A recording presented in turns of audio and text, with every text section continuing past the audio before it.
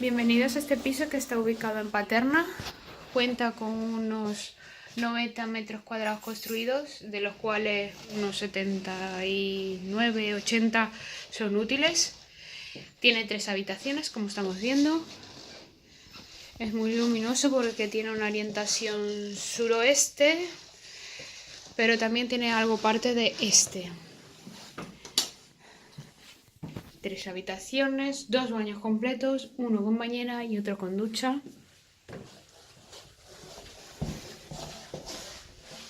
La cocina, muy amplia, con su zona de lavadero.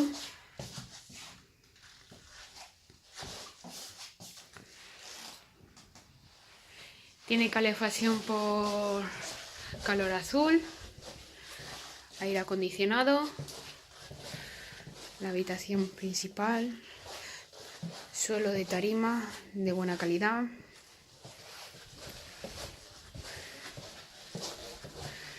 Y este es el segundo baño con ducha.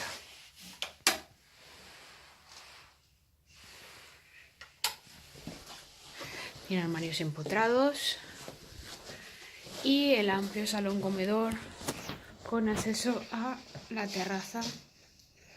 Es pequeñita, pero es muy luminosa y, como podéis ver, las vistas son limpias y muy abiertas. Si estáis interesados en esta vivienda, por favor, contactarnos por la web o llamarnos al teléfono. Muchas gracias.